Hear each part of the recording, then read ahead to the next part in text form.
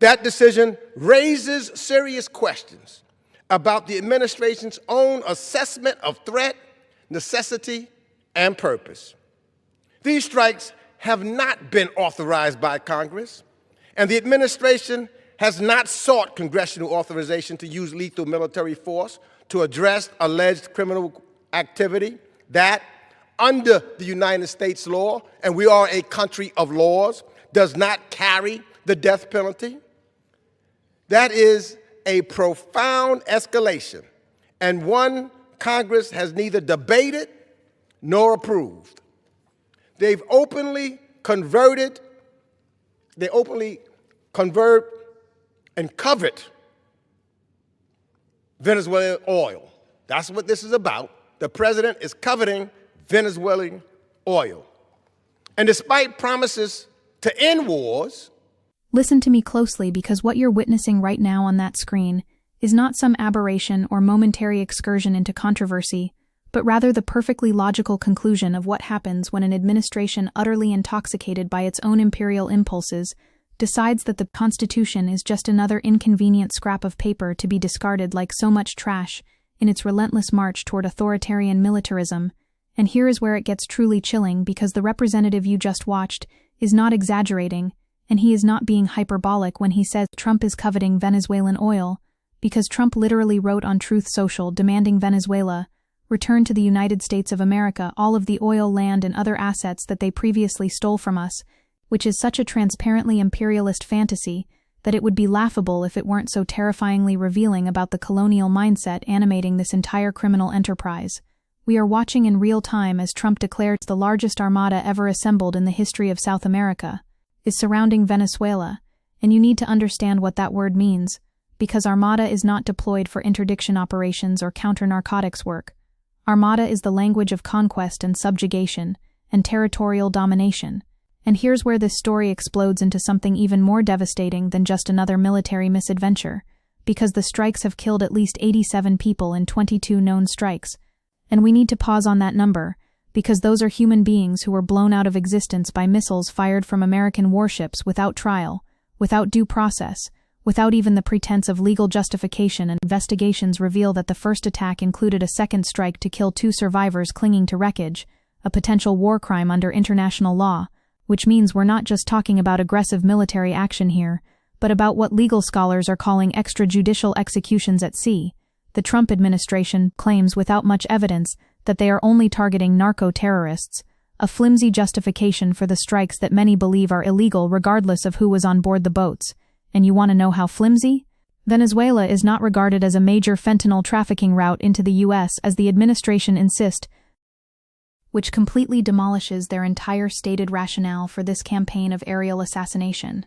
But wait, because it gets exponentially worse when you discover that Trump's chief of staff Susie Wiles appeared to confirm in a Vanity Fair interview that Trump wants to keep on blowing boats up until Maduro cries uncle, which is an explicit admission that this has nothing to do with drugs and everything to do with regime change through military coercion. Senator Chris Van Hollen said the oil tanker seizure shows that their whole cover story, that this is about interdicting drugs, is a big lie, and this is just one more piece of evidence that this is really about regime change by force. And suddenly the congressman's accusations in that clip don't sound remotely like hyperbole, but like precisely calibrated descriptions of an imperial oil grab dressed up in the tattered costume of counterterrorism. Trump has literally seized an oil tanker carrying Venezuelan crude in international waters, in what amounts to piracy sanctioned by executive fiat, and Venezuela's government called it a blatant theft and an act of international piracy, revealing the true reasons, because it has always been about our natural resources, our oil, our energy, the resources that belong exclusively to the Venezuelan people. Now here's where the constitutional crisis intersects with the oil crisis, because the administration notified Congress that Trump had determined the United States was in an armed conflict with designated terrorist organizations, yet experts in international military and national security law dispute these claims, because under both U.S. and international law, armed conflict status is not determined by the president, and the intent to distribute drugs does not qualify as an armed attack, which means Trump is simply inventing legal authority out of thin air to wage an undeclared war. An alternate factual and legal reality is taking shape within the U.S. executive branch, one in which otherwise illegal killings are not only permissible, but obligatory because the president has ordered them, and the bombing of these boats reveals that top officials in the U.S. government now believe that the law must be bent to the president's will. And if that sentence doesn't send shivers down your spine, then you're not paying attention, because we're witnessing the construction of a legal architecture for presidential dictatorship, where Trump gets to designate anyone anywhere as a terrorist and then murder them without congressional authorization or judicial review. The Senate tried to stop this. Senate Democrats forced a War Powers Act vote, but the resolution failed 51-48, with only Rand Paul and Lisa Murkowski joining Democrats. Paul warning the administration was blowing people to smithereens without due process, and think about what it means that only 2 Republicans could be bothered to care about extrajudicial killings and the wholesale abandonment of constitutional war powers. The Senate has twice rejected resolutions to limit Trump's military authority on Venezuela, leaving executive power in effect, unchecked, which represents a catastrophic abdication of congressional responsibility, because once you establish the precedent that the president can unilaterally wage war by simply declaring organizations to be terrorists, then there is no limiting principle whatsoever. There is nothing to prevent this power from being turned against literally any target the president desires. And you want to understand the scale of what's happening? The air and naval assets built up over the past 3 months have delivered sufficient firepower to the Caribbean to conduct air and missile strikes against Venezuela, and military analysts confirm the forces currently committed are insufficient for an amphibious landing or ground invasion, which would require at least 50,000 troops, and war planners would likely want much higher numbers, perhaps 150,000. But Trump is openly threatening land strikes anyway, because he has said U.S. operations will soon expand onto land, and told reporters we're going to start hitting them on land, which is a lot easier to do, frankly. We are staring down the barrel of a full-scale invasion of Venezuela launched on fabricated legal grounds to steal oil resources in what would be the purest expression of naked imperialism this hemisphere has seen in generations. Now let me take you deeper into the horror, because the administration has made clear that lethal force was not necessary, and it could have interdicted these boats as the Coast Guard regularly does, and at least one boat altered its course and was turning around when it was struck. Which means they chose death over interdiction, chose murder over due process, chose extrajudicial execution over law enforcement, and that choice reveals everything about what this campaign actually is.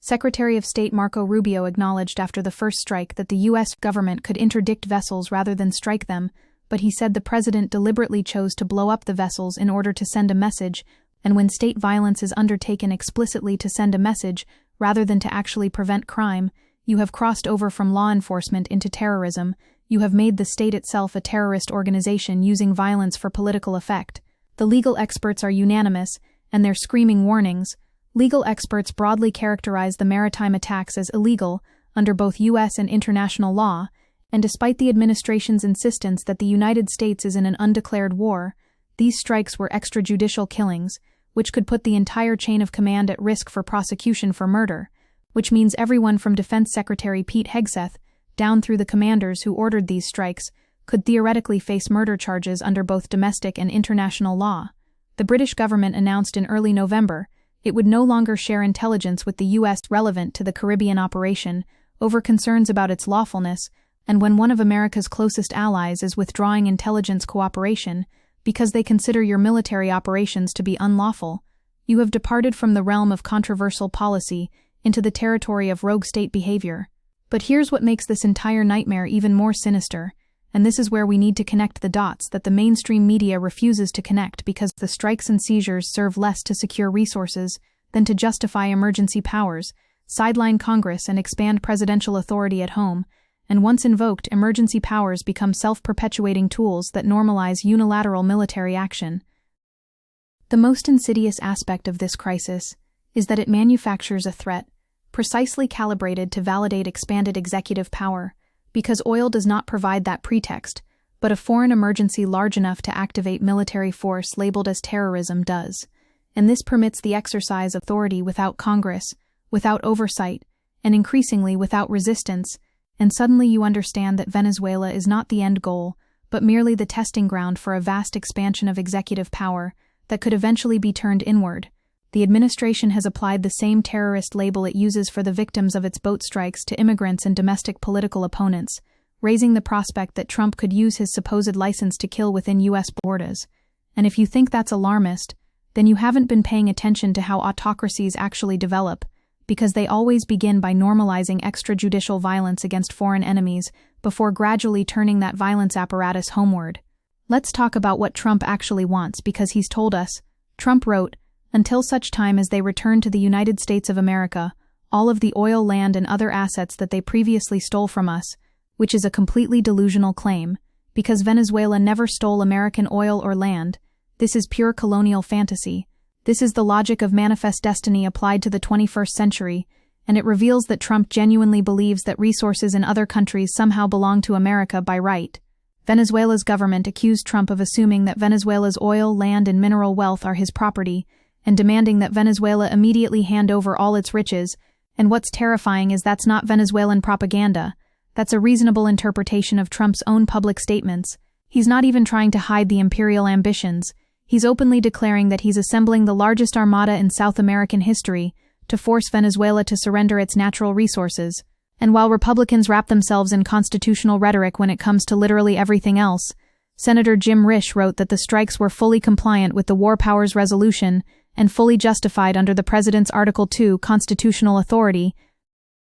which is complete legal fiction because Article 2 does not grant the President authority to wage offensive wars or conduct extrajudicial killings thousands of miles from American shores against people who pose no imminent threat. The War Powers Resolution of 1973 requires the President to consult Congress before introducing armed forces into hostilities unless there has been a declaration of war or other congressional authorization, and if Congress does not authorize military force, the President has to withdraw forces within 90 days, enacted as a check on the President's power to wage war without the consent of Congress. But Trump has completely ignored these requirements, and Senate Republicans have given him a blank check to do so. Now I need you to understand the progressive case here, and why what that Democratic congressman said matters so profoundly, because this is about more than just Trump's authoritarian impulses. This is about a bipartisan foreign policy establishment that has for decades eroded congressional war powers and enabled presidents to wage endless wars under the flimsiest of legal justifications.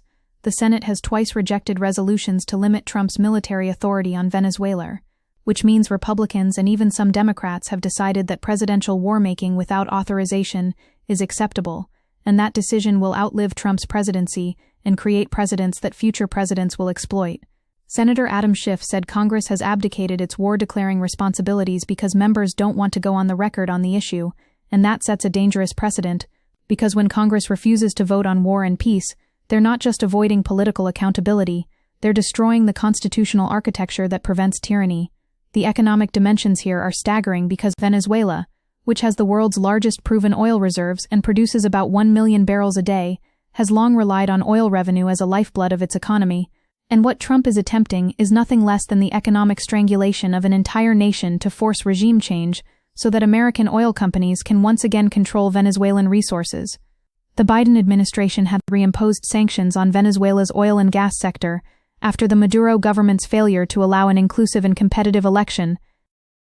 which was at least theoretically about democracy promotion, even if sanctions are a blunt and often counterproductive instrument. But Trump has abandoned even that pretense, and is now explicitly demanding the transfer of Venezuelan oil wealth to the United States, which is colonialism without the courtesy of euphemism. Here's what should be keeping you awake at night. Because critics fear Trump is preparing to embroil America in another prolonged foreign policy misadventure, as he again seeks to flex unchecked executive power, and we've seen this movie before, we know how it ends. Every single military intervention in Latin America over the past century has been justified with exactly the same rhetoric about threats to American security, and every single one has resulted in catastrophic consequences for the targeted population, massive expenditures of American blood and treasure, and the empowerment of authoritarian forces. The Venezuelan people, already suffering under economic collapse and political repression, now face the prospect of becoming collateral damage in someone else's power consolidation project, and more than 7 million Venezuelans have fled abroad, and a military intervention will create a humanitarian catastrophe of unimaginable proportions, will send millions more refugees fleeing toward American borders, which will then be used to justify even more draconian immigration policies in a perfect feedback loop of manufactured crisis. The anti-war movement needs to be sounding every alarm because 3 in 4 Americans oppose a regime change war to overthrow the Venezuelan government, including 2/3 of Republicans, and Trump's actions are driving us toward a catastrophic forever war in Venezuela, yet Congress refuses to stop him. These are illegal hostilities that could destabilize the entire region and fuel mass migration, and Congress must stop this unconstitutional military campaign. And the failure to do so represents not just a policy disagreement, but a fundamental abandonment of constitutional governance. Progressive lawmakers have been fighting back with war powers resolutions that would require Trump to remove armed forces from hostilities unless authorized by a declaration of war or specific congressional authorization for use of military force. And one resolution has bipartisan backing with Republican co-sponsors, which shows there is at least some residual commitment to constitutional limits, even among Republicans. But it's not nearly enough. What that congressman in the clip identified with such moral clarity is that Trump has openly converted and covets Venezuelan oil, and those words matter, because they invoke a biblical framework of sin and transgression, which is entirely appropriate here, because what we're witnessing is a moral crime of staggering proportions. When the congressman says this president wants to be the judge, jury, and the executioner, he's describing the essence of authoritarianism. He's describing a president who has placed himself above the law and claimed the power to kill anyone anywhere for any reason he deems sufficient. And the fact that Republicans are defending this power grab tells you everything about how thoroughly the party has abandoned any pretense of constitutional conservatism. The historical parallels are impossible to ignore, because every American military intervention in Latin America, from Guatemala to Chile to Nicaragua to Panama, has been justified with claims about protecting American interests or fighting communism or stopping drug trafficking, and every single one has ultimately been revealed as a resource grab or a geopolitical power play undertaken to benefit American corporations and military contractors. Trump put the U.S. on a path to great power competition with China, incited a failed coup in Venezuela, and increased support for reckless repressive clients around the world, and we're watching him attempt to finish what he started in his first term when he openly backed Juan Guaido's completely farcical attempt to declare himself president. Trump tried regime change through recognition, and when that failed, he's now escalating to regime change through military force, and the fact that this escalation has been gradual, moving from economic sanctions to boat strikes to tanker seizures to threatened land invasion, doesn't make it any less catastrophic. It just means we've been anesthetized to each new escalation until suddenly we find ourselves on the brink of a full-scale war. The intellectual dishonesty of the Trump administration's legal arguments would be comical if the stakes weren't so apocalyptic, because